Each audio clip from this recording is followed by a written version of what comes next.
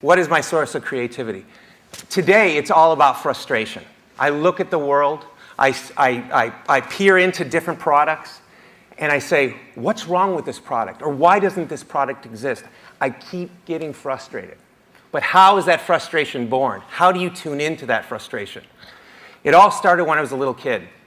When I was 4 years old, 5 years old, my grandfather took me under his wing, and showed me how to build things, how to build go-karts, how to change electrical sockets, how to paint, how to saw, how to work with your hands, and how to really be engaged with physical things. And so that through those years of working together and fixing bikes and repairing lawnmowers, you get to learn about the world. And you start to get more curious about how other things work. And so as I evolved and moved forward, there were all kinds of things in the world that I wanted to learn how they were manufactured, how they were built, how were they designed. And so I took that curiosity and I learned about everything around me, how things work. Not everything, but everything I was curious about. Music, art, architecture, and obviously products. And so through that, I was able to then look over the years at various products, various things like that light, that camera, and I go, I think I know how they built that. I think I know how they designed it. And you start to ask more questions about it and learn more and more about it and get more and more curious about even deeper technologies inside those products. It's very important that you always keep everybody on the team learning and understanding why failure happened or why success happened, so that you can continually learn for the next milestone. When you look at short term, you have to remember that you're always going to do, at least in my case, make another product. Hopefully build off of that last product. You don't need everything in your first product. It's usually too complicated. It might be because the engineer wants everything in there. So you need to make sure you set those milestones, set those constraints, so that you can actually ship, because you must ship. Why must you ship? You must ship because the people on your team need to put something on their resume. They need to see that results. What happens if you never ship? Or you never ship something that everyone believes in? They go to their next job, they try to find it, and they go, what did you do the last 2 years? Well, we futzed around.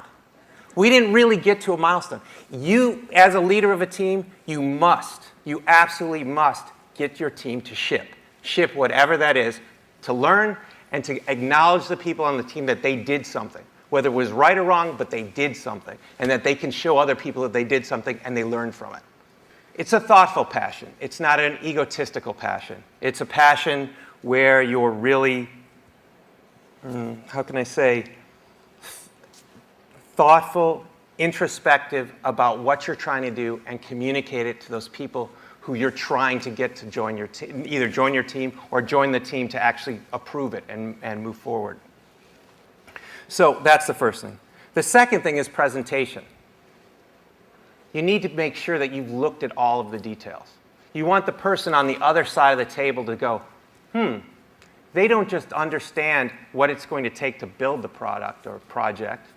They understand the risks that they're going to face. You make them a part of the project and say, look, here are our challenges that we're going to face along the way.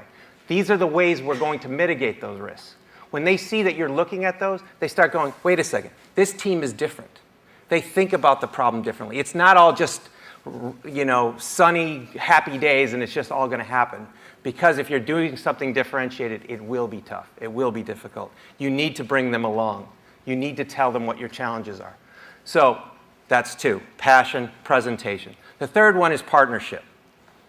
Make sure you're talking to the right people, the absolute right people, the decision makers, who can actually help you. And they're not just thinking about the rational numbers, the figures. When are we going to ship? How many are we going to ship? How much money are we going to make? What's the ROI? If they're starting with those kinds of conversations, you have the wrong people. You need to literally think about the people you're talking to and make sure they're the right ones.